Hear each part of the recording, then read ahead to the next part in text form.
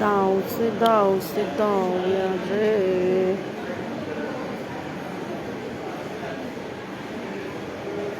아리바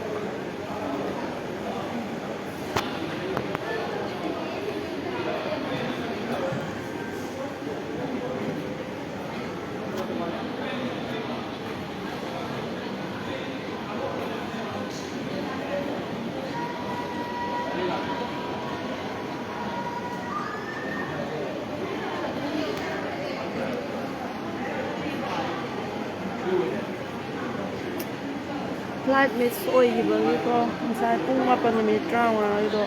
ꯑꯩꯈꯣꯏꯅ ꯁꯤꯗ ꯃꯣꯏꯅ ꯇꯤꯀꯦꯠꯇꯅ 9:30 ꯏꯔꯦ ꯑꯗꯨꯒ ꯑꯩꯈꯣꯏꯅ 9:14 ꯃꯤꯅꯤꯠ 13 ꯁꯤ ꯌꯧꯔꯛꯑꯒ ꯌꯥꯗ꯭ꯔꯤꯅꯦꯃꯤ ꯃꯇꯝ ꯍꯦꯜꯂꯦꯅ ꯑꯗꯨꯒꯤ ꯍꯧꯖꯤꯛꯁꯦ ꯃꯦꯕꯤꯅꯦ ꯂꯩꯔꯤꯁꯦ ꯉꯥꯏꯔꯤꯅꯦ ꯗꯥꯎ ꯌꯦꯡꯉꯤꯅꯦ ꯍꯥꯏꯗꯤ ꯄꯨꯡ 2:30ꯒꯤ ꯐ꯭ꯂꯥꯏꯠꯁꯦ 2:30ꯒꯤ ꯐ꯭ꯂꯥꯏꯠꯁꯦ ꯀꯩꯅꯣ ꯇꯧꯗꯣꯏꯕ ꯅꯪꯉꯒꯗꯤ ꯌꯥꯔꯒꯗꯤ ꯌꯥꯔꯦ ꯌꯥꯗ꯭ꯔꯒꯗꯤ ꯌꯥꯗ꯭ꯔꯦ ꯀꯩꯅꯣ ꯍꯥꯏꯇꯥꯔꯗꯤ ꯑꯩꯈꯣꯏꯗꯤ ꯃꯦꯕꯤꯅꯦꯕ ꯂꯩꯔꯤꯁꯦ ꯑꯗꯣ ꯑꯩꯈꯣꯏꯅ ꯉꯥꯏꯖꯔꯒ ꯌꯥꯕ꯭ꯔꯥ ꯌꯦꯡꯒꯦꯅ ꯄꯩꯁꯥꯗꯣ ꯃꯥꯡꯕ ꯄꯥꯝꯃꯨꯕꯒꯤ ꯇꯤꯀꯦꯠ ꯃꯃꯟꯗꯣꯀꯣ ꯄꯩꯁꯥꯁꯦ ꯇꯥꯟꯕꯗ ꯋꯥꯏꯗꯅ ꯑꯗꯨꯒꯤ ꯉꯥꯏꯔꯤ ꯋꯥꯔꯦ ꯉꯁꯥꯏ ꯄꯨꯡ 8ꯗ ꯀꯩꯝ ꯆꯥꯔꯛꯇꯕꯒꯤ ꯁꯤ ꯆꯪꯈ꯭ꯔꯗꯤ ꯊꯣꯛꯄꯁꯨ ꯌꯥꯗꯦ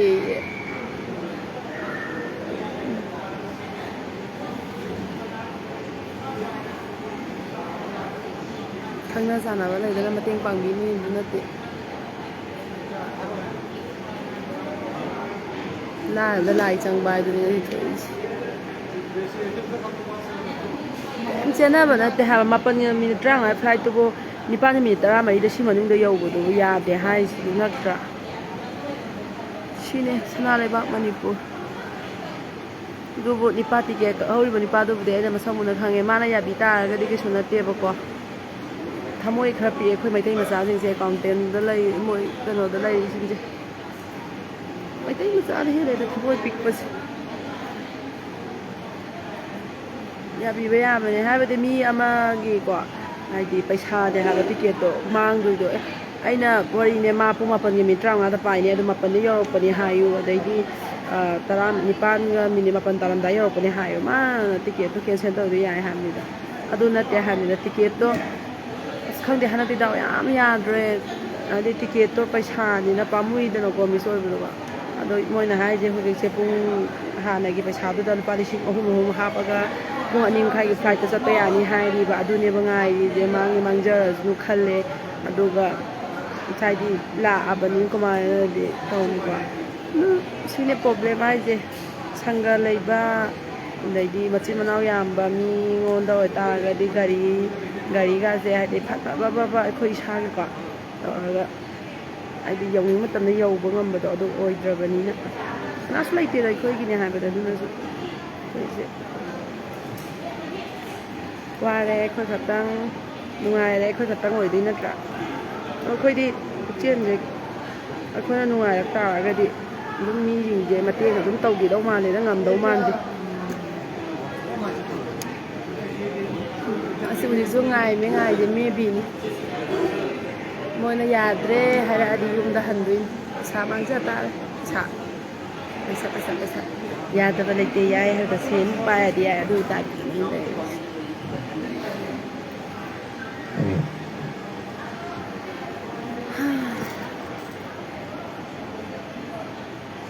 ꯑꯩꯅ ꯀꯞꯄꯒꯤ ꯕꯤꯠꯇ ꯄꯨꯅ ꯄꯣꯝꯃꯦ ꯍꯥꯏꯗꯤ ꯄꯨꯛꯅꯤꯡꯗꯣ ꯅꯨꯡꯁꯤꯕ ꯏꯆꯥ ꯐꯥꯎ ꯄꯨꯗ꯭ꯔꯤꯅꯤ ꯍꯥꯏꯕꯗꯤ ꯄꯩꯁꯥꯗꯣ ꯈꯔ ꯀꯩ ꯍꯥꯏꯇꯥꯔꯦ ꯇꯤꯀꯦꯠꯇꯣ ꯃꯃꯟꯗꯣ ꯆꯞ ꯃꯥꯟꯅꯩ ꯀꯥꯏꯅ ꯍꯥꯏꯔꯒ ꯑꯗꯨꯒ ꯂꯣꯏꯅ ꯐ꯭ꯂꯣꯞ ꯆꯠꯄꯗꯣ ꯀꯥꯎꯟꯇꯔ ꯅꯨꯄꯥꯗꯣ ꯅꯨꯄꯤꯗꯨꯒꯅꯦ ꯌꯥꯝ ꯐꯨꯅꯤꯡꯉꯤꯁꯦ ꯑꯩꯅ ꯍꯧꯖꯤꯛꯁꯦ ꯀꯩꯒꯨꯝꯕ ꯁꯤꯁꯤꯅ ꯆꯠꯄ ꯌꯥ ꯇꯥꯔꯒꯗꯤ ꯑꯩꯅ ꯆꯪꯉꯒ ꯍꯥꯏꯕꯤꯔꯛꯎꯅꯦ ꯀꯥꯎꯟꯇꯔ ꯐꯝꯃꯤꯕ ꯅꯨꯄꯥꯗꯨꯗ ꯅꯄꯨꯟꯁꯤꯗ ꯅꯪꯁꯨ ꯉꯁꯤ ꯅꯪꯅ ꯇꯁꯦꯡꯅ ꯌꯥꯅ ꯍꯣꯏ ꯌꯥꯗꯕꯤ ꯑꯣꯏꯇꯥꯔꯒꯗꯤ ꯐꯪꯗꯕ ꯑꯣꯏꯌꯨ ꯌꯥꯅ ꯅꯪꯅ ꯑꯩꯈꯣꯏꯗ ꯍꯥꯏꯗꯤ khitang matamdo nangna 9:30 se ticket tudadi iyebako ai ulak yampa aduga report anungna 9:30 iraga ai 9:30 da dei moi troli ke ki check tawbuda su kha thengre de mana ju nupi counter nupi do wai sana tho lai thoi ni ba aduga mana yaroi minute ani heliga aduga on aina nangona ngasai phone number ki daine ha kainonida ada inama kaino hange taramane moi kaka kaino bisegi machan nupi sunita do ado inama ga tinabanina moi number moi di dum khangna budu laibudu da yagadra khotra haina ni taw mane adugi ai hange taw hojite dum amha oigramnina karino tawrise o mai ai anaba yengbu chappanida aduda ticket to miss oiba haidi ticket to moina ticket na pung 9:30 da airport taw ha do khoi 9:14 da ne ba yaushilide aduga moina trolley ke ki check tawbo ko tawbo matam do khoi ju chatpado haidi chatiba jingja hano bage koksu ngao boy karam da tawduna khanme na minute ama ani kitang kana tawinge matam da ka tare moina advance lawko chance lawgibodo haidi paisa ticket bisoy ba moi da kanari na tro adugi aina haibiramdoine hoje ticket counter da laiba nupi duga nipa duga kai kumba noina yana noina kana tawba akhoi chatpada pharak taba noina chining da bagi langning da bagi oram taragadi nasi akhoi nang aina mitagi ta ain kappe ta sen ha ga ito ana ai gi mitai ta ga pi da nang na punsi da ning mathung da bo haibiramdoine ani da sansilaga kai kuma si ticket sina ya tragadi halani ko ya ta ga da sang haibiramgani ba mitai macha ne mitai macha mo ga dam sakma yengdaba aina habade pung 8 taramdai tudani hairo ya inatra nadu nate pung 9:30 de moina taraga 9:30 da taw haibado 9:30 ne haneda kitai ne thong sin ya brand ne khalle hoi moi niom le rongani ko lai babu de adu mi loin haiba adudi yai na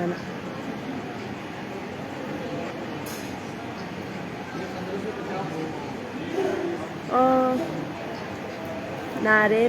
laina de heng ko na amu tharok da harake laina chaur loi chauna koi mi dei ma jal de bukse ya bi ko ta se na haraga di thau ma cha ma taw gra de khoi di ground staff ni khoi di si ya post da thap up taw ra ba ni ga ha ko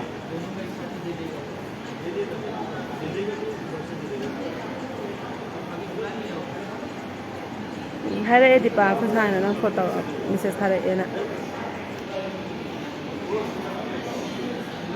mi ngasai de leram ba lo hanna gre som da baya khara khan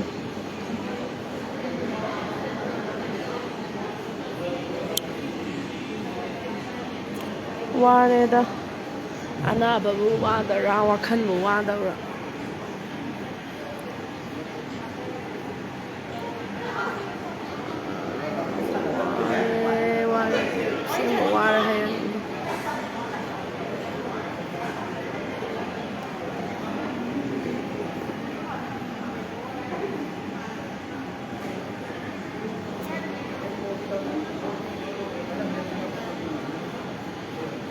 pung ama tabaje tarabanebako ado moi amaga minute 35 habane minute 38 ta ngare hanguragera minute 38 chale ha maharake haya kaule madi mi yamandanga khoi bani daw ni ya ri ngam ta hangu hap tam ni paisa de apai ba mi da de keso lai ba paisa na te da ina ma chat pro khang ri da me bi ne lai jo pung amaga minute 35 da moi paw hairake haibane ba moi adu paw do ya de haira di yum da hala ani paisa no mangjar ina ko ba mi da di moi gi khunga phure amai maman yaw pon te da do su khoi da di yamna chao re som da to ulake ko na ma pa chao re to ma ka na chao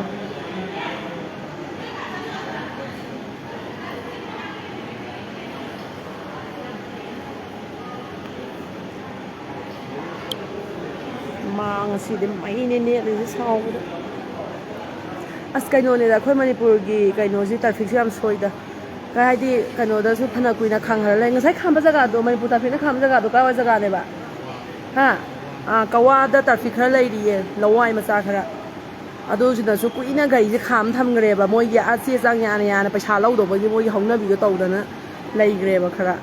ꯑꯗꯨꯗꯁꯨ ꯑꯌꯥꯝꯕꯅꯦꯕ ꯁꯣꯏꯔꯤꯁꯦ ꯑꯩꯈꯣꯏꯅꯁꯨ ꯈꯔ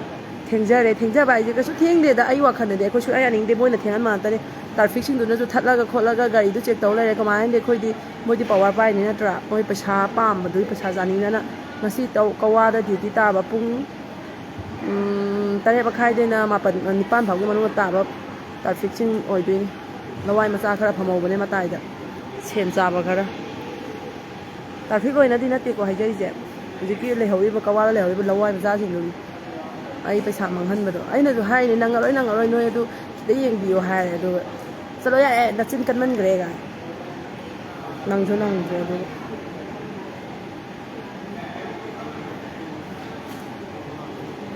ꯅꯨꯄꯤꯒꯤ ꯆꯤꯟ ꯄꯥꯜꯂꯤꯁꯦ ꯃꯇꯥꯡ ꯃꯇꯝ ꯆꯥꯅ ꯀꯟꯅꯕꯅꯤ ꯅꯠꯇ꯭ꯔꯥ ꯃꯣꯏꯅ ꯇꯧꯔꯤꯈꯩ ꯌꯥ ꯇꯥꯔꯦ ꯃꯣꯏꯅ ꯄꯩꯁꯥ ꯄꯤꯌꯣꯁꯨ ꯄꯤ ꯇꯥꯔꯦ ꯑꯩꯈꯣꯏꯁꯦ ꯃꯣꯏ ꯃꯄꯥꯟ ꯇꯥꯟꯕ ꯄꯩꯁꯥꯔꯣ ꯑꯩꯈꯣꯏ ꯄꯩꯁꯥꯗꯨꯕꯣ ꯈꯪꯗꯦ ꯉꯁꯤꯗꯤ ꯑꯩ ꯇꯦꯟꯁꯟ ꯌꯥꯝ ꯂꯩ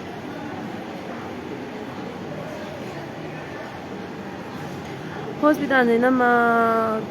ꯑꯦꯄꯣꯂꯣꯁꯨ ꯑꯗꯨꯝ ꯍꯥꯏ ꯑꯗꯣ ꯑꯩꯈꯣꯏꯒꯤꯁꯦ ꯀꯔꯝꯕꯗ ꯑꯣꯏꯗꯣꯏꯅꯣ ꯑꯦꯝꯁꯇ ꯑꯣꯏꯗꯣꯏꯅꯣ ꯀꯩꯅꯣ ꯈꯪꯗ꯭ꯔꯦ ꯑꯦꯝꯁꯇꯤꯈꯔ ꯀꯨꯏꯅꯗꯤ ꯆꯪꯉꯦ ꯍꯥꯏꯌꯦꯕꯀꯣ ꯑꯗꯣ ꯌꯦꯡꯉꯅꯤ ꯗꯗꯥꯅ ꯁꯤꯜꯂꯅꯤ ꯃꯥ ꯁꯥꯎꯔꯤꯗꯨꯅꯤ ꯀꯩꯝꯇ ꯍꯪꯕꯗꯣ ꯌꯥꯗ꯭ꯔꯦ ꯃꯥ ꯍꯧꯖꯤꯛ ꯀꯟꯅ ꯇꯦꯟꯁꯟ ꯂꯩ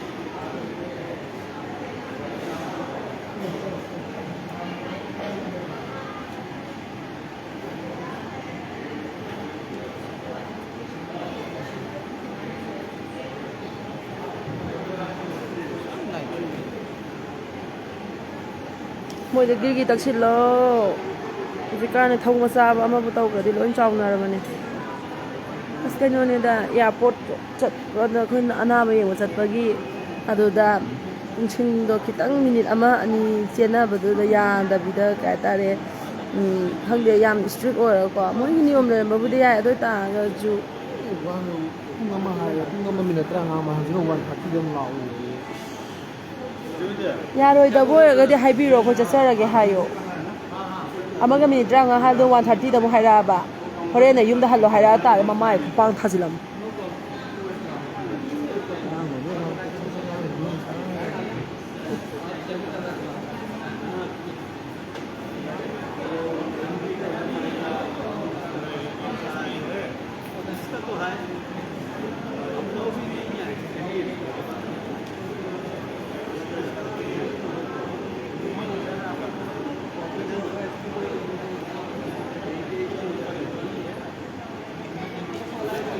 ꯅꯥꯕꯩꯅꯤꯗ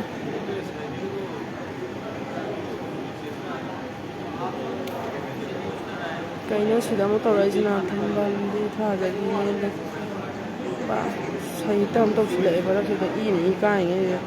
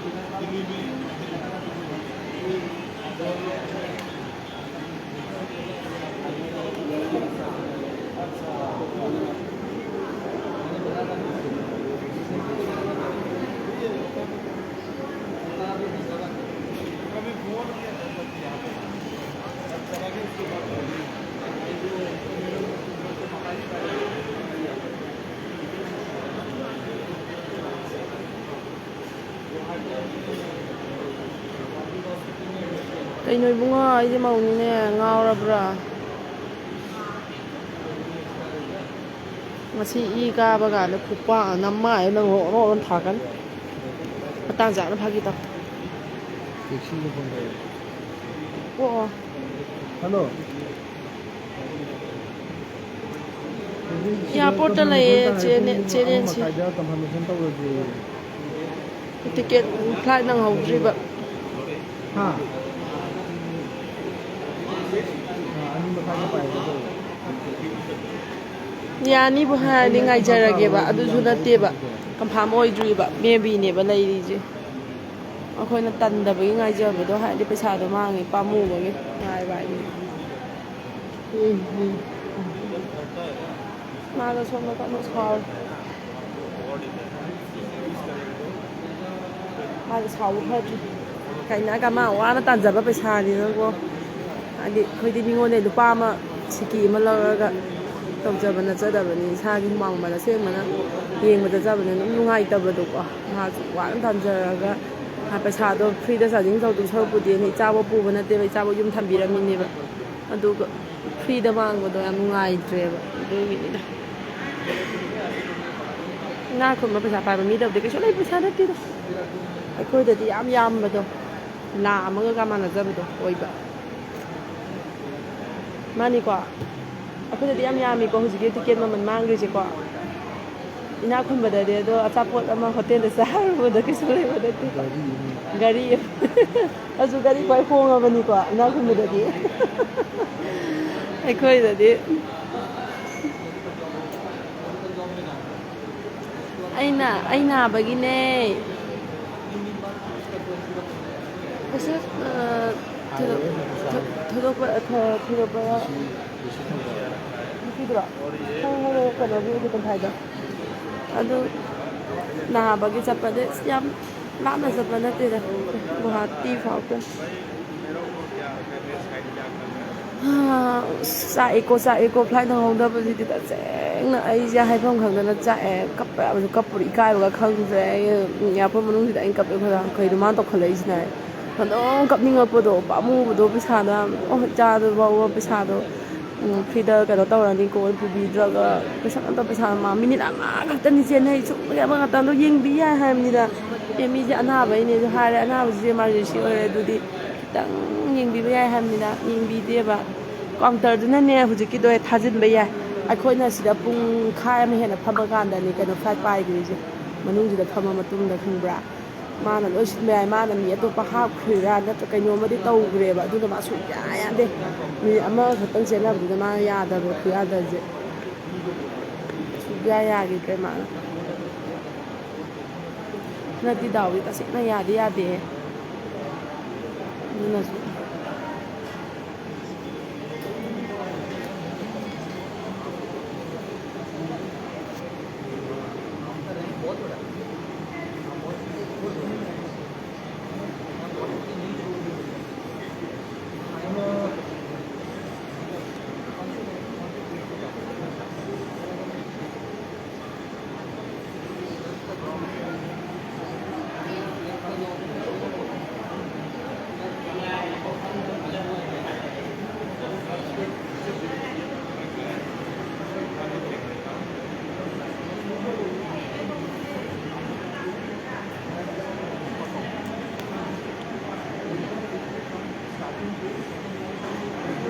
ꯒ꯭ꯔꯥꯎꯟ ꯁ꯭ꯇꯥꯐꯁꯤꯡꯁꯤꯅ ꯁꯛ ꯌꯥꯝ ꯀꯥꯏꯗꯦ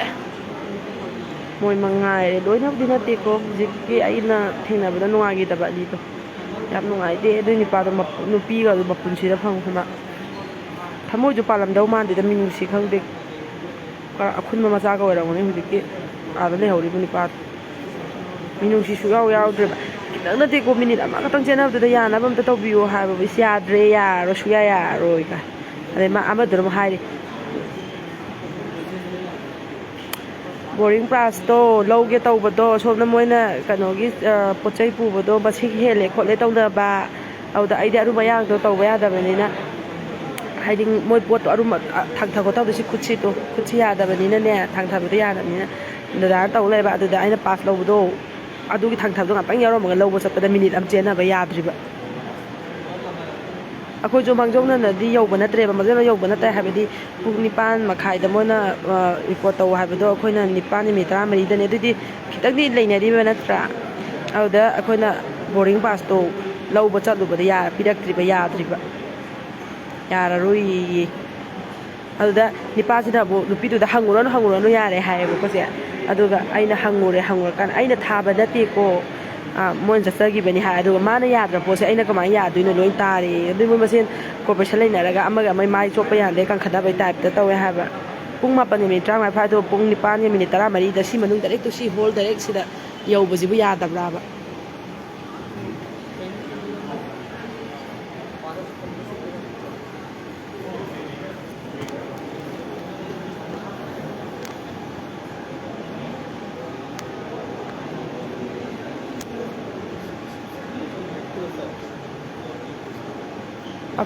ꯄꯥꯝꯃꯨꯖꯈ꯭ꯔꯦ ꯑꯩꯈꯣꯏꯗꯤ ꯄꯩꯁꯥ ꯂꯩꯇꯕꯅꯤꯅ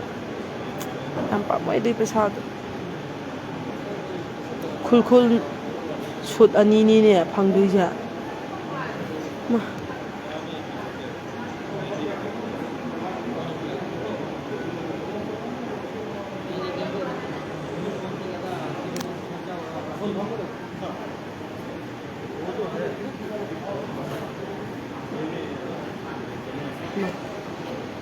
ꯑꯕꯦꯝꯒꯤ ꯅꯤꯄꯥꯅꯤꯅꯦ ꯑꯕꯦꯝ ꯅꯪ ꯅꯤꯄꯥꯗꯨꯁꯨ ꯁꯤ ꯂꯩꯅꯦ ꯌꯦꯡꯉꯨꯀꯣ ꯑꯩ ꯎꯠꯂꯛꯀꯦ ꯁꯤ ꯅꯪ ꯅꯤꯄꯥ ꯅꯠꯇ꯭ꯔꯣ ꯁꯤꯗ ꯂꯦꯞꯄꯦ ꯄꯤꯡ ꯃꯆꯨ ꯂꯤꯠꯄꯁꯦ ꯌꯦꯡꯉꯨꯇꯨ ꯌꯦꯡꯉꯨꯀꯣ ꯑꯕꯦꯝ ꯇꯨ ꯃꯥꯅꯦ ꯇꯣ ꯃꯥꯅꯦ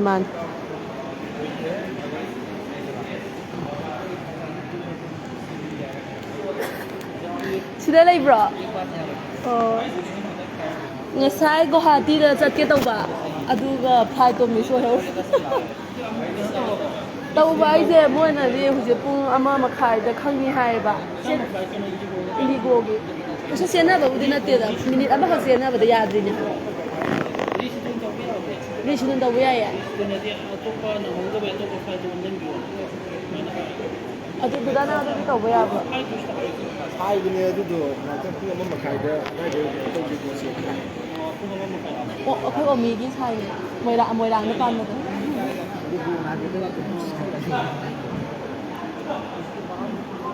ꯅꯨꯡꯉꯥꯏꯔꯦ ꯑꯣꯃꯤꯒꯤ ꯅꯤꯄꯥꯁꯨ ꯊꯦꯡꯅꯗꯅ ꯑꯩꯈꯣꯏ ꯏꯃꯥꯟꯅꯕꯤꯒꯤ ꯅꯨꯄꯥꯅꯁꯨ ꯃꯇꯦꯡ ꯌꯥꯝ ꯆꯥꯎꯅ ꯄꯥꯡꯕꯤꯔꯤ ꯍꯧꯖꯤꯛꯀꯤꯗꯣ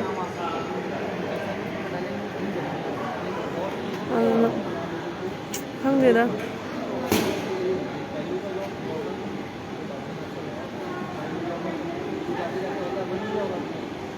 ꯃꯊꯥ ꯌꯥꯝ ꯁꯥꯔꯦ ꯑꯩ ꯍꯧꯖꯤꯛ ꯈꯣꯡꯒ ꯇꯤꯡꯊꯣꯛꯑꯒ ꯀꯞꯅꯤꯡꯕ ꯍꯥꯏꯗꯣ ꯌꯧꯔꯕꯅꯤ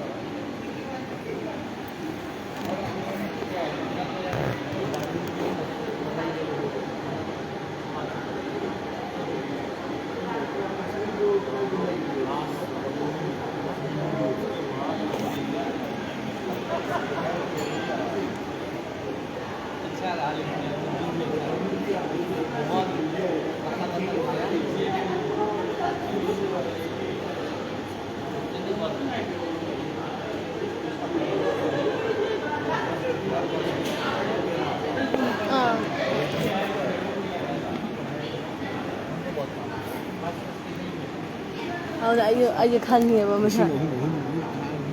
ꯍꯥꯏꯌꯦ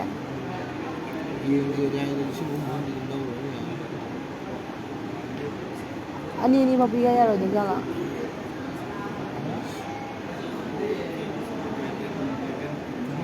ꯇꯁꯦꯡꯅ ꯊꯤꯒꯠꯅꯔꯗꯤ ꯃꯣꯏꯅ ꯂꯥꯟꯗꯣꯏꯅꯦ ꯀꯣ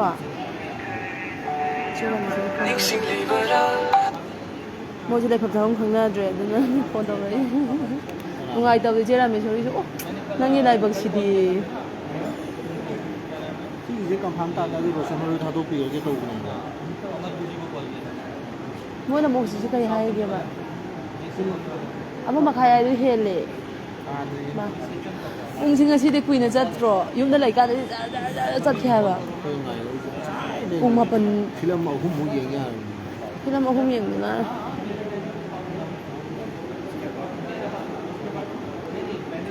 ꯑꯕꯦꯝ ꯅꯤꯄꯥꯅ ꯃꯇꯦꯡ ꯈꯔ ꯍꯥꯏꯗꯤ ꯃꯥꯅꯁꯨ ꯍꯥꯏꯅꯔꯝꯃꯦ ꯃꯥ ꯉꯁꯥꯏ ꯊꯦꯡꯅꯗꯕ ꯁꯤ ꯂꯩꯁꯨ ꯈꯪꯗꯕ ꯃꯥ ꯍꯧꯖꯤꯛꯇ ꯊꯣꯔꯛꯑꯀꯥꯟꯗ ꯑꯩꯅ ꯀꯩꯅꯣ ꯅꯠꯇ꯭ꯔꯣꯅ ꯍꯪꯉꯛꯀ ꯃꯥꯅ ꯍꯥꯏ ꯃꯥꯁꯨ ꯇꯣꯏꯅ ꯎꯅꯕ ꯅꯠꯇ꯭ꯔꯕꯅꯤꯅꯀꯣ ꯀꯥꯎꯅꯕꯒꯤ ꯃꯁꯛꯇꯣ ꯃꯥꯁꯨ ꯆꯪꯉꯒ ꯍꯥꯏꯅꯕꯤꯔꯝꯃꯦ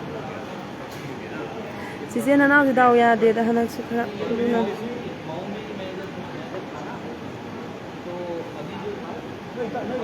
ꯑꯗꯣ ꯏꯌꯥꯔꯄꯣꯔꯠꯁꯨ ꯁꯪꯒ ꯂꯩꯔꯗꯤ ꯌꯥꯏꯍꯦ ꯂꯣꯏꯅ ꯁꯪꯒ ꯂꯩꯇ꯭ꯔꯒ ꯌꯥꯗꯕꯩ ꯋꯥꯅꯤ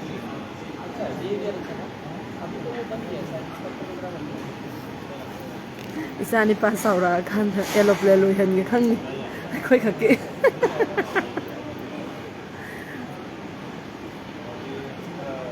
ꯑꯇꯩ ꯍꯥꯏꯔꯣ ꯏꯆꯥ ꯅꯤꯄꯥꯗ ꯌꯨꯝ ꯁꯥꯎꯁꯨ ꯍꯥꯏꯔꯣ ꯀꯩꯝ ꯍꯥꯏ ꯃꯣꯏ ꯑꯦꯂꯣꯄ꯭ꯂꯦꯟ ꯑꯃ ꯂꯩꯌꯨ ꯅꯃꯥ ꯌꯥꯝ ꯄꯦꯟꯈꯤꯗ꯭ꯔꯦ ꯍꯟꯗꯛꯀꯤ ꯃꯇꯥꯡꯁꯦ ꯐꯖꯅ ꯌꯥꯗꯦ ꯑꯗꯨꯒꯤꯁꯨ ꯈꯟꯗꯦ ꯊꯦꯡꯅꯒꯗꯕꯅꯤ ꯄꯩꯁꯥꯗꯣ ꯄꯥꯝꯃꯨꯕꯩ ꯋꯥꯅꯤ ꯑꯩꯈꯣꯏ ꯁꯥꯏꯅ ꯅꯥꯀꯟꯗ ꯉꯥꯡꯉꯤꯁꯦ ꯍꯥꯏꯗꯤ ꯑꯗꯨꯝ ꯅꯨꯡꯉꯥꯏꯇꯕꯗꯣ ꯃꯥꯒꯤꯁꯨ ꯄꯦꯟꯗꯕꯗꯣ ꯈꯪꯗꯦ ꯑꯩꯈꯣꯏꯗꯗꯤ ꯌꯥꯝ ꯌꯥꯝꯈ꯭ꯔꯦ ꯂꯤꯁꯤꯡ 9ꯒ ꯃꯥꯡꯕ ꯍꯥꯏꯁꯦ ꯑꯩꯈꯣꯏꯗꯗꯤ ꯂꯥꯛ 9 ꯆꯠꯈꯤꯕꯒ ꯆꯞ ꯃꯥꯟꯅꯖꯔꯦ ꯍꯥꯏꯖꯔꯤꯕ ꯑꯗꯨꯒꯤ ꯏꯆꯥꯅꯨꯄꯥ ꯄꯨꯕꯤꯔꯝꯕ ꯀꯣꯟꯅꯔꯤꯕꯅꯤ ꯉꯥ ꯄꯨꯔꯛꯑꯃꯗꯤ ꯅꯪꯉꯔꯣꯏ ꯃꯥ ꯄꯨꯔꯛꯑꯃꯁꯨ ꯉꯁꯤ ꯅꯨꯃꯤꯠ ꯁꯨꯡꯅꯪ ꯅꯪꯉꯔꯣꯏꯕ ꯅꯪꯒꯅꯣꯅ ꯇꯝꯈ꯭ꯔꯕꯅꯦꯕ ꯌꯥꯗꯤ ꯌꯥꯔ ꯃꯥꯜꯂꯦꯍꯦ ꯄꯩꯁꯥ ꯍꯥꯞꯄꯒ ꯄꯩꯁꯥꯗꯤ ꯍꯥꯞ ꯇꯥꯔꯦ ꯌꯦꯡꯁꯤꯀꯣ ꯃꯌꯥꯝ ꯇꯥꯎꯑꯣꯕ ꯅꯣꯏꯁꯨ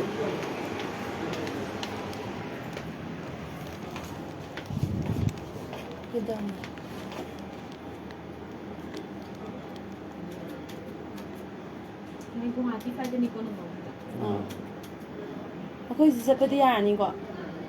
ꯑꯗꯣ ꯄꯩꯁꯥꯁꯦ ꯑꯣꯟꯂꯥꯏꯟꯗ ꯅꯠꯇ꯭ꯔ ꯀꯦꯁ ꯑꯗꯨꯝ ꯀꯥꯔꯗ ꯑꯦꯅꯤ ꯌꯥꯏ ꯅꯠꯇꯕ ꯄꯩꯁꯥꯁꯦ ꯑꯗꯨꯝ ꯍꯥꯟꯅꯩ ꯆꯥꯡꯗꯣ ꯍꯥꯞꯍꯟꯗꯣꯏꯔꯣ ꯀꯃꯥꯏꯅ ꯇꯧꯕꯅꯣ 3,000 ꯍꯥꯞꯀꯅꯤ ꯑꯗꯨ ꯈꯤꯇꯪ ꯏꯟꯊꯣꯛ ꯏꯟꯁꯤꯟꯗꯤ ꯌꯥꯔꯔꯣꯏꯗꯕ ꯑꯗꯨꯅ ꯈ꯭ꯋꯥꯏ ꯍꯣꯡꯉꯕꯅꯤ ꯁꯥꯔ ꯇꯤꯀꯦꯠ ꯇꯤꯀꯦꯠꯁꯦ ꯑꯣꯟꯂꯥꯏꯟꯗ ꯇꯧꯕ ꯐꯣꯟꯗꯩꯗ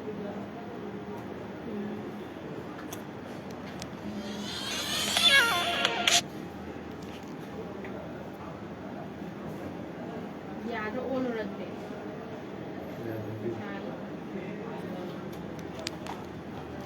ꯑꯩꯈꯣꯏ ꯆꯤꯆꯦꯅꯁꯨ ꯍꯥꯏꯔꯛꯑꯦꯕ 2000 ꯀꯃꯥꯏꯅ ꯌꯦꯡꯕꯁꯨ ꯌꯥꯗ꯭ꯔꯦ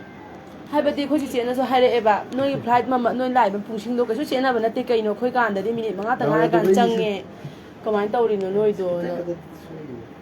ꯈꯣꯡꯐꯥꯎ ꯁꯦꯀꯦꯟ ꯑꯃ ꯁꯣꯏꯅꯩ ꯅꯨꯄꯤꯗꯨꯅꯁꯨ ꯌꯥꯝ ꯁꯣꯏꯗ ꯃꯣꯏꯁꯤ ꯇꯤꯀꯦꯠꯀꯤ ꯀꯩꯅꯣꯗ ꯂꯩꯔꯤꯕ ꯅꯨꯄꯤꯗꯨꯅꯁꯨ ꯃꯥꯒꯤ ꯐꯣꯟꯗꯣ ꯀꯣꯟꯅ ꯇꯧꯕ ꯌꯥꯏ ꯍꯥꯏꯕꯅꯤ ꯑꯗꯨꯒ ꯑꯩꯈꯣꯏꯗꯅ ꯂꯣꯏꯅ ꯔꯤꯛꯁ ꯂꯧꯍꯜꯂꯦ ꯑꯩꯈꯣꯏꯗꯗꯤ ꯌꯥꯝ ꯌꯥꯝꯕ ꯄꯩꯁꯥ ꯑꯣꯏꯖꯕꯗꯣ ꯑꯔꯩꯕ ꯃꯤꯗꯕꯨꯗꯤ ꯀꯩꯁꯨ ꯅꯠꯇꯕ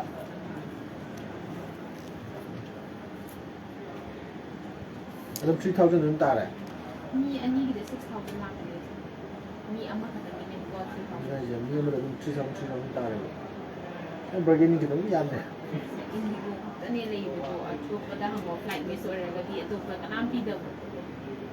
ꯂꯣꯏ ꯃꯥꯡꯖꯕꯅꯦ ꯁꯤꯒꯤ ꯏꯟꯗꯤꯒꯣꯅ ꯀꯩꯅꯣ ꯇꯧꯕ ꯁꯤꯗꯒꯤ ꯌꯦꯡꯉꯛꯄꯤꯕ ꯀꯃꯥꯏꯅ ꯇꯧꯒꯅꯤ ꯖꯤꯄꯦ ꯇꯧꯒꯗ꯭ꯔꯥ ꯑꯗꯨꯝ ꯀꯦꯁ ꯑꯣꯏꯅ ꯄꯤꯔꯝꯃꯣ ꯄꯨꯡ 2 ꯃꯈꯥꯏꯒꯤ ꯇꯥꯏ ꯃꯤꯅꯤꯠ 35ꯒꯤ ꯑꯗꯨꯝ ꯍꯧꯖꯤꯛ ꯑꯗꯨꯝ ꯗꯥꯏꯔꯦꯛ ꯀꯥꯎꯟꯇꯔꯗ ꯆꯠꯄꯤꯔꯣ ꯌꯥꯏ ꯆꯠꯍꯧꯔꯁꯦꯕ ꯍꯟꯗꯛꯇꯤ ꯉꯝꯃꯔꯣꯏ ꯑꯉꯥꯡꯐꯥꯎ ꯄꯨꯔꯛꯇꯣꯏꯅꯦ ꯃꯤ ꯑꯣꯞꯁꯟ ꯍꯥꯏꯒꯗ꯭ꯔꯥ ꯑꯉꯥꯡꯐꯥꯎ ꯄꯨꯖꯔꯛꯇꯣꯏꯅꯦ ꯃꯤ ꯄꯩꯁꯥꯁꯦ ꯈꯔ ꯅꯪ ꯑꯗꯨꯅ ꯇꯝꯗꯩ ꯃꯊꯪꯗꯗꯤ ꯈꯪꯉꯦ ꯑꯦꯛꯁꯄꯤꯔꯤꯌꯦꯟꯁ ꯁꯤꯡꯕꯕꯨꯗꯤ ꯁꯤꯅꯕꯨꯗꯤ ꯍꯦꯟꯒꯠꯂꯤ ꯀꯩ ꯍꯥꯏꯒꯗꯕꯅꯣ ꯁꯥꯔ ꯀꯥꯏ ꯆꯠꯄꯒꯤꯅꯣ ꯗꯦꯜꯂꯤꯒꯤꯗꯤ ꯀꯅꯦꯛꯇꯤꯡꯗ ꯑꯣꯏꯅ ꯂꯥꯛꯑꯅꯤ ꯁꯥꯔ ꯗꯥꯏꯔꯦꯛꯇꯤ ꯂꯩꯇ꯭ꯔꯦ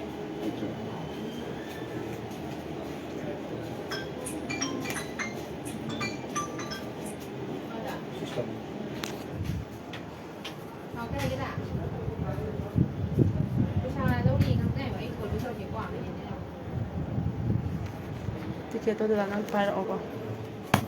ꯕꯦꯒꯇ ꯃꯌꯥꯝꯅ ꯆꯠꯂꯒ ꯑꯦꯛꯁꯔꯦ ꯇꯧꯕꯤꯔꯣ ꯁꯥꯔꯇꯤꯐꯤꯀꯦꯠ ꯉꯁꯥꯏꯗꯣ ꯑꯃꯨꯛꯀꯁꯨ ꯆꯪꯗꯣꯏꯔꯥ ꯍꯟꯗꯣꯏꯅꯦꯀꯣ ꯑꯣ ꯂꯧꯊꯣꯛꯈ꯭ꯔꯦ ꯂꯧꯊꯣꯛꯄ ꯅꯪꯅ ꯑꯗꯨꯗꯣ ꯄꯨꯔ ꯆꯪꯉꯣ ꯑꯩꯅ ꯇꯤꯀꯦꯠꯀꯤꯗꯤ ꯆꯠꯂꯒꯦ ꯇꯤꯀꯦꯠ ꯄꯥꯏꯔꯛꯑꯣ ꯑꯗꯨ ꯍꯣꯏ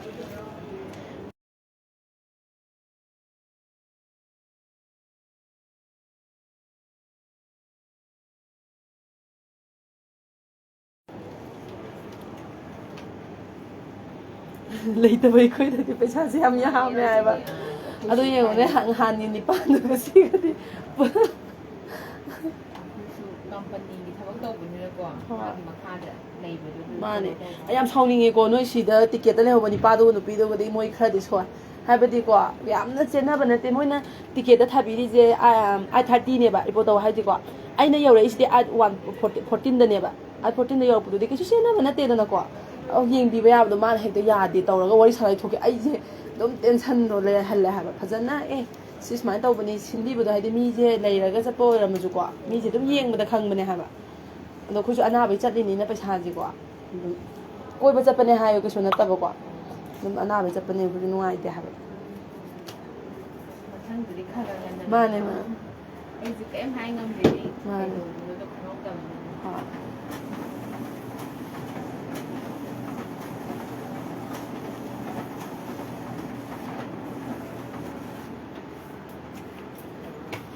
ꯁꯤꯁꯦ ꯃꯣꯏ ꯉꯁꯥꯏꯒꯤ ꯃꯐꯝꯗꯣ ꯑꯗꯨꯝ ꯄꯤꯁꯤꯜꯂꯒ ꯌꯥꯔꯅꯤꯀꯣ ꯉꯁꯥꯏ ꯀꯥꯎꯟꯇꯔ ꯆꯪꯉꯨꯕꯗꯣ ꯑꯗꯨ ꯑꯗꯨꯝ ꯄꯤꯕꯤꯔꯣ ꯌꯥꯔꯦ ꯊꯦꯡꯛꯌꯨ ꯊꯦꯡꯛꯌꯨ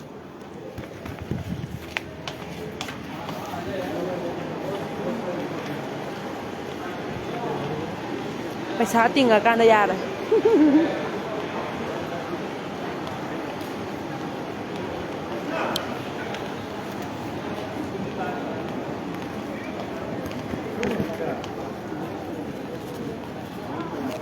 ꯌꯥꯔꯦ ꯑꯍꯨꯝ ꯍꯥꯞꯄꯣꯅ 3,000 ꯍꯥꯞꯄꯝꯃꯤ ꯃꯤ ꯑꯃꯃꯝꯒꯤ ꯑꯩꯈꯣꯏ ꯗꯥꯎꯗ ꯇꯥꯔꯦ ꯀꯩꯗꯧꯕ ꯆꯠꯀꯦ ꯍꯥꯏꯅꯣ ꯂꯥꯏꯌꯦꯡꯕ ꯆꯠꯂꯤꯅꯦ ꯑꯩꯒꯤ ꯍꯣꯏ ꯍꯣꯏ ꯆꯠꯂꯨꯔꯒꯦ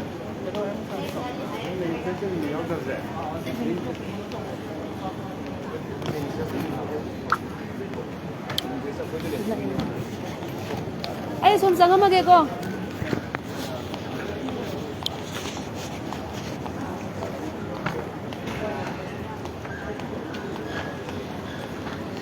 ꯄꯩꯁꯥ ꯇꯤꯡꯉꯀꯥꯟꯗ ꯌꯥꯔꯦ ꯑꯩꯈꯣꯏ ꯑꯩꯈꯣꯏ ꯑꯅꯤꯅꯦꯕꯀꯣ ꯆꯠꯂꯤꯁꯦ ꯑꯩꯈꯣꯏ ꯑꯅꯤꯗ 3,000 ꯍꯥꯞꯍꯜꯂꯒ ꯃꯁꯥꯏ ꯄꯩꯁꯥ ꯐꯪꯉꯀꯥꯟꯗꯗꯤ ꯌꯥꯔꯛꯑꯦ ꯆꯠꯄꯗꯣ ꯃꯤ ꯁꯤꯜꯂꯝꯃꯦ ꯉꯁꯥꯏ ꯅꯨꯄꯥꯗꯨꯗꯤ ꯂꯩꯔꯝꯗ꯭ꯔꯦ ꯃꯁꯛ ꯌꯦꯡꯍꯜꯂꯛꯀꯦ ꯇꯧꯔ ꯀꯥꯎꯟꯇꯔꯗꯣ ꯃꯁꯛ ꯑꯣꯟꯅꯔꯝꯃꯦ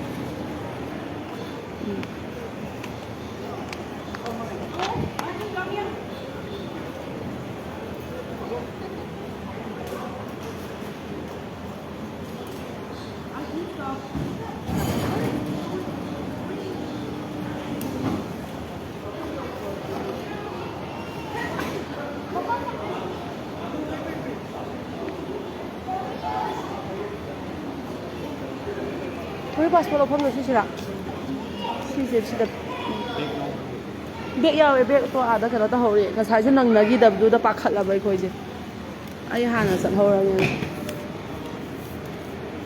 ꯃꯥ ꯂꯥꯛꯑꯒ ꯑꯗꯨꯝ ꯕꯦꯛ ꯄꯤꯔꯒ ꯌꯥꯅꯤꯀꯣ ꯄꯩꯁꯥ ꯇꯤꯡꯉꯀꯥꯟꯗꯇ ꯌꯥꯏꯌꯦ ꯅꯣꯏ ꯁꯤꯁꯨ ꯉꯁꯥꯏꯋꯥꯏ ꯃꯤꯅꯤꯠ 1-2 ꯆꯦꯟꯅꯕꯗꯅ ꯌꯥꯈꯤꯗ꯭ꯔꯤꯅꯦ ꯁꯤꯗ ꯐꯝꯕ ꯃꯤꯗꯨꯅ ꯍꯣꯏ ꯍꯣꯏ ꯃꯥꯅꯦ ꯄꯩꯁꯥ ꯇꯤꯡꯉꯀꯥꯟꯗ ꯌꯥꯏ ꯃꯌꯥꯝ ꯑꯗꯨꯗꯤ ꯆꯠꯄꯁꯨ ꯌꯥꯔꯦ ꯃꯣꯏ ꯁꯣꯝꯗ ꯂꯥꯛꯄ ꯉꯥꯏꯔꯒ ꯇꯧꯔꯛꯑꯒꯦ ꯁꯤꯗ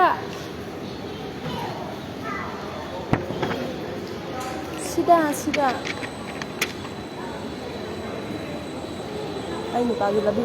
ꯁꯤꯗ ꯂꯥꯛꯑꯣ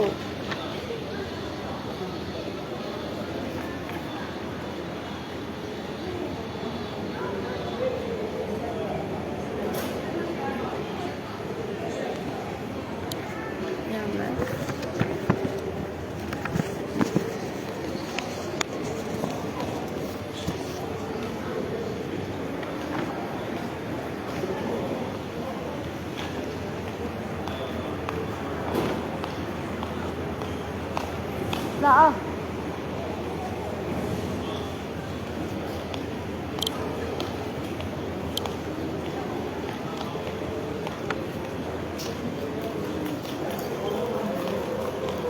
하 곧 어탕질라 한번 하고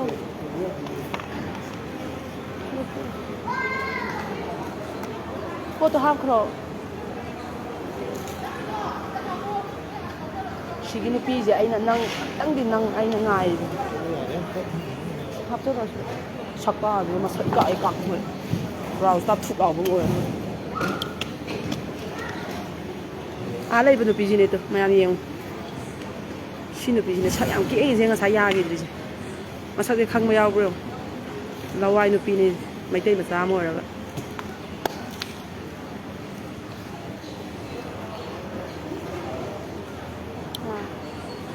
ꯑꯩꯈꯣꯏꯗꯤ ꯁꯤꯗ ꯐꯝꯃ ꯑꯗꯨꯝ ꯉꯥꯏꯔꯅꯤꯀꯣ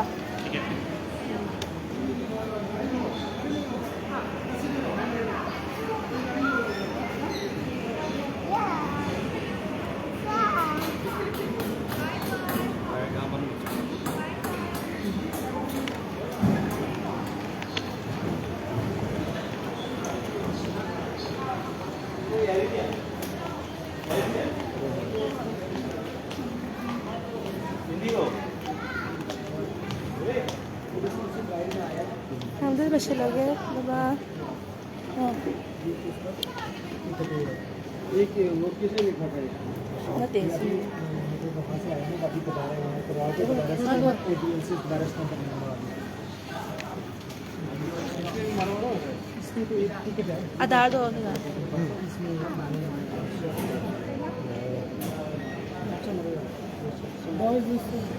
ये तो बोर्डिंग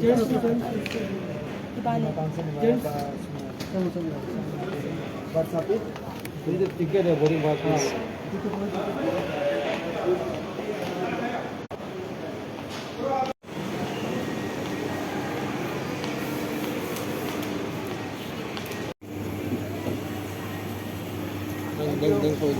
ꯑꯩꯁꯦ ꯀꯩꯅꯣꯒꯨꯝꯕ ꯑꯃ ꯊꯛꯀꯦ ꯆꯣꯀ꯭ꯂꯦꯠꯀꯤꯒꯨꯝꯕ ꯌꯥꯎꯗꯣꯏꯖꯥꯠꯂꯣ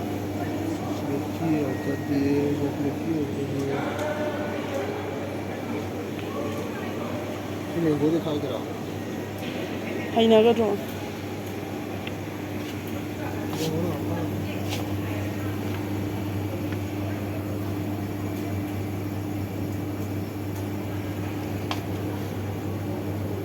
ꯁꯤ ꯑꯗꯨꯝ ꯂꯧꯔꯦ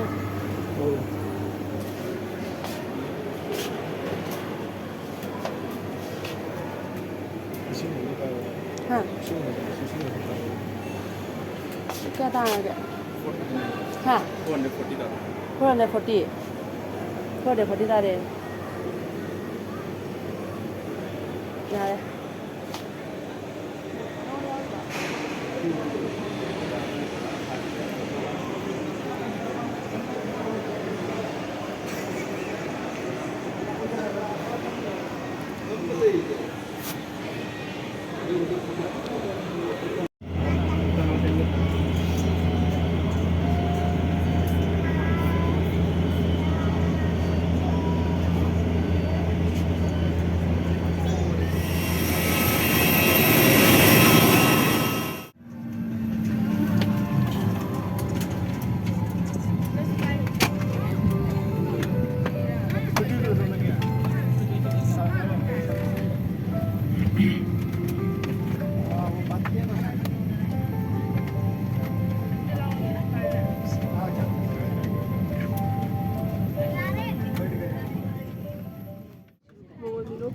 बड़े बैग्स को ऊपर वाले ओवरहेड बिन में और छोटे बैग्स को सामने वाली सीट के नीचे रखें। कृपया अपनी सीट पर बैठ जाएं और प्रस्थान के लिए आयु को हाथ में